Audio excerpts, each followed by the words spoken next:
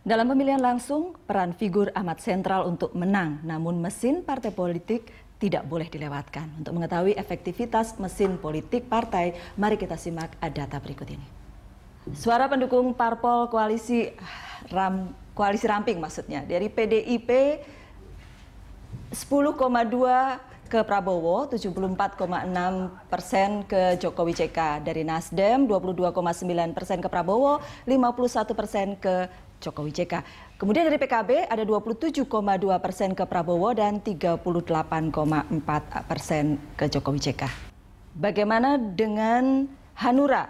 Hanura 36,4% ke Prabowo, Jokowi JK 40,4%. Dari PKPI ada 33,3% ke Prabowo dan 55,6% ke Jokowi JK. Bagaimana dengan Koalisi Merah Putih? Dari Gerindra sendiri 65,8% ke Prabowo, 20,3% ke Jokowi JK. Dari PAN ada 54,5% ke Prabowo, 28,1% ke Jokowi JK. Dari P3 ada 42,7% ke Prabowo dan 36% ke Jokowi. Dari PKS ada 52,3% ke Prabowo Hatta dan 29% ke Jokowi JK. Bagaimana dengan Golkar? Di Golkar ada 41,9% ke Prabowo Hatta, 33,7% ke Jokowi JK. Dari PBB ada 63,6% ke Prabowo Hatta dan 27,3% ke Jokowi JK. Demokrat ada 45,9% ke Prabowo Hatta dan 36,3% ke Jokowi JK. Iya, Bang, kalau tadi melanjutkan Mas Toto, jarak elektabilitas tinggi kemudian membuat orang nebeng kemenangan. Iya, ada ya. Saya juga merasa bahwa di tempat Jokowi itu banyak yang nebeng kebenaran. Tapi yang ingin saya katakan adalah soal mobilisasi tadi. Sekarang ini menurut saya publik itu tidak cukup lagi memilih seseorang karena dia berpidato dari panggung politik. Jadi itulah pentingnya mobilisasi partai dan mereka harus turun ke bawah. Kalau saya mengamati jadwal kampanye Prabowo, kampanyenya Jokowi, saya pernah ngomong kepada reporter kita, kalau lihat acara Jokowi turun ke lapangan sangat banyak. Saya sampai tanya, kapan ke toiletnya? Iya, saya tanya Pak Taufik, kapan ke toiletnya? Karena begitu banyak. Yang ingin saya katakan adalah betapa seorang Jokowi dengan figur seperti itu, dengan menyentuh seperti itu, ada harapan bahwa oh itu disapa langsung. Orang sudah bosan untuk disapa dari tempat jauh. Karena sudah terlalu sering mereka dengar pidato politik, mulai dari DPR, mulai dari wali kota, bupati dan seterusnya. Membandingkannya dengan Prabowo, Jokowi lebih banyak. Saya rasa jadwalnya itu bisa dilihat, kalau lihat jadwalnya dari jadwal ya. Saya rasa Jokowi lebih banyak. Apakah itu mengkonfirm bahwa mesin politiknya? Itu pertanyaannya. Ya. Itu Kalau kita pertanyaan. lihat survei Kompas yang terkini ya, bisa membandingkan dengan survei Kompas yang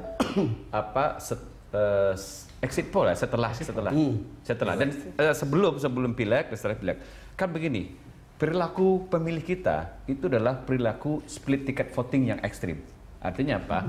Pilihan partai dengan pilihan sosok presiden itu berbeda. Jadi orang bisa memberikan tiket yang berbeda. Tidak otomatis orang memilih misalnya pemilih Golkar, ya sekarang Golkar itu mengusung Prabowo Hatta, otomatis dia Prabowo Hatta. Kita lihat tadi 40% juga memilih ke Jokowi.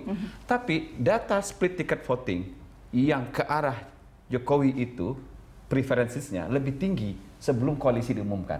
Ya, coba cek ya. Artinya split tiketnya besar. Ya. Tapi sekarang split tiketnya masih ada terjadi split tiket, tapi preferensi terhadap Jokowi mulai berkurang. Itu artinya apa? Serangan terhadap karakter Jokowi setelah koalisi terbentuk oleh mesin partai efektif. Ini tadi data dari Litbang Kompas, jadi mungkin Mas Bambang bisa menjelaskan.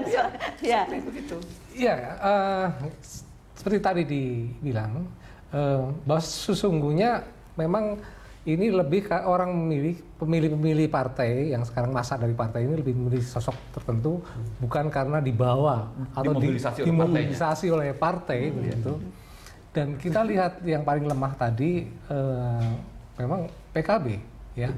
PKB bisa dibilang di sini terbelah betul, dan hampir-hampir tidak memiliki fungsi yang sangat strategis, padahal suara PKB sangat diharapkan, sangat besar di antara anggota koalisi PDIP yang lain. Sementara di lawannya di Prabowo relatif lebih solid mendukung Prabowo. Apakah itu mungkin membuat pertarungan di Jawa Timur akan lebih susah untuk pasca koalisi terbentuk, mesin partai bekerja di pihak Prabowo di pihak Prabowo, dan itu menggiring pemilih yang tadi memilih Jokowi ke arah Prabowo, harus kita akui. Dan cara yang paling gampang, Mas Tok, itu adalah bikin tabloid kayak obor rakyat.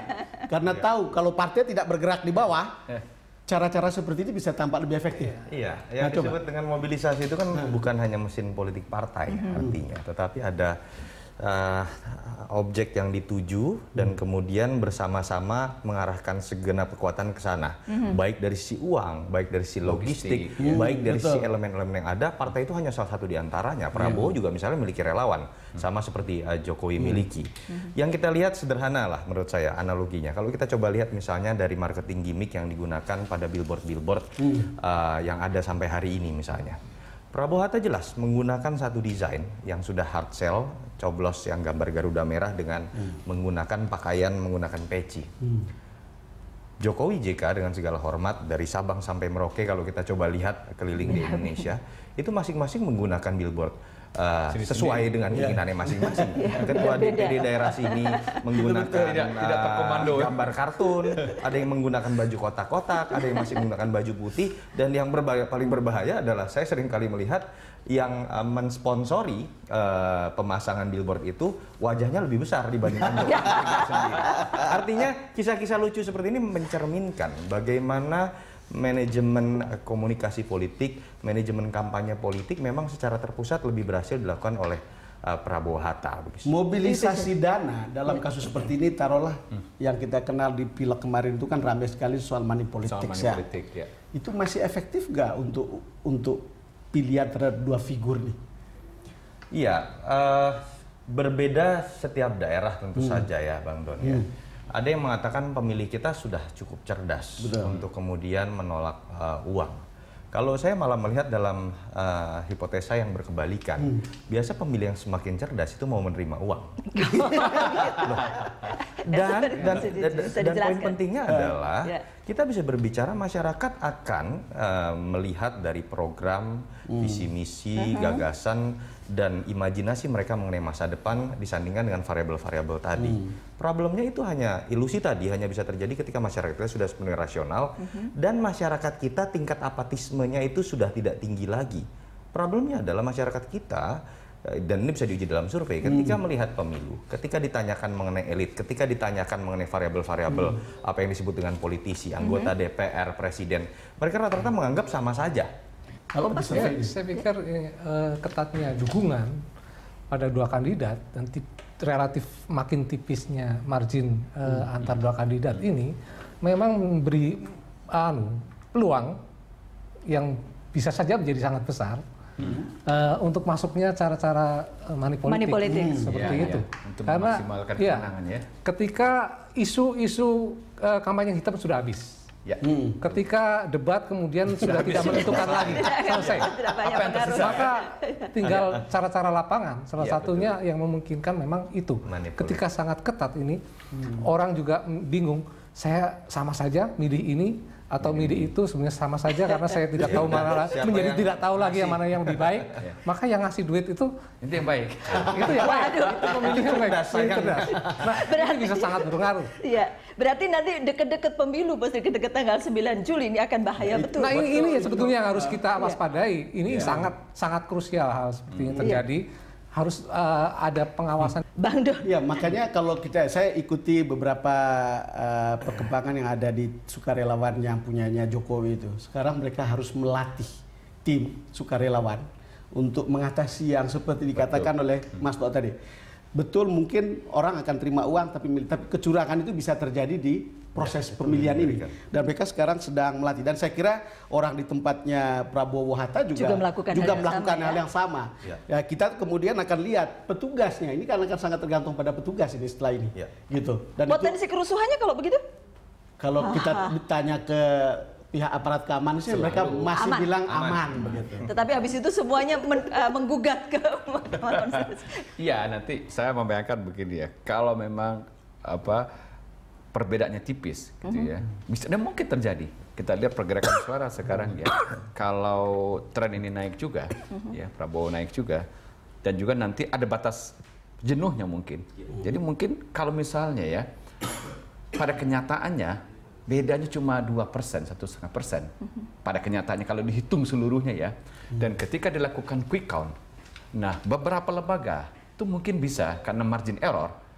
Itu bisa Datang dengan konklusi yang beda-beda. Iya. Dan ini kan ricuh gitu kan. Iya. Di TV sana mengatakan sudah diklaim unggul, di TV sini sudah katakan unggul. Nanti semua orang punya hasrat yang besar untuk mengadu ke KPK. Mereka berdua ini kan ke MK semua kan. Profesor. Iya ya. Gimana kira-kira? Karena ada pertanyaan tentang kredibilitas. Nah, maksud saya betul. Kredibilitas harus gitu. dijaga. Tapi secara metodologi saja, karena tidak ada metode yang perfect, ya. Selalu ada margin error. Pasti ada sekitar margin 2,8% error. ini rata-rata dengan teknik sampling yang diambil ya. Ini secara saintifik. Itu kan kemungkinannya kan tidak akan bisa sama juga antara lembaga survei. Gitu. Akan ada beda. Ya. Ada probabilitas. Jadi Katakan yang di sini dapatnya 51, sekian, di sini 50, sekian. Seperti di Jatim misalnya. Jadi kalau saya melihat gini, sebenarnya kenekatan lembaga survei abal-abal untuk melakukan sebuah manipulasi data itu lebih sulit dilakukan pada saat quick count. Karena quick count ini jelas akan dibandingkan dengan data rekapitulasi. Kalau survei kita kemudian ada orang-orang yang bisa berdalih, oh memang kondisinya dinamis, berubah, undecided voters dimainkan. Quick count sebenarnya agak sulit untuk dimainkan menurut saya. Kita sudah sampai pada bagian akhir, saya boleh dapatkan closing statement-nya Mas Bambang soal betapa sengitnya persaingan ini dan bagaimana mengatasi kerusuhan. Ya, mencegah adanya kerusuhan. Saya pikir pertarungan ini bagaimanapun merupakan pertarungan sebetulnya lebih mencerminkan kelas menengah atas ya. Jadi sesengit apapun nanti, saya pikir ini ada kelas yang sudah sangat cerdas untuk bisa meredam situasi yang lebih buruk. Jadi kita berharap nanti pemilu 9 Juli setelah itu juga dengan gampang kelas menengah atas ini meredam akan kembali seperti semula gitu ya. Oke. Prof? Ya, sama-sama.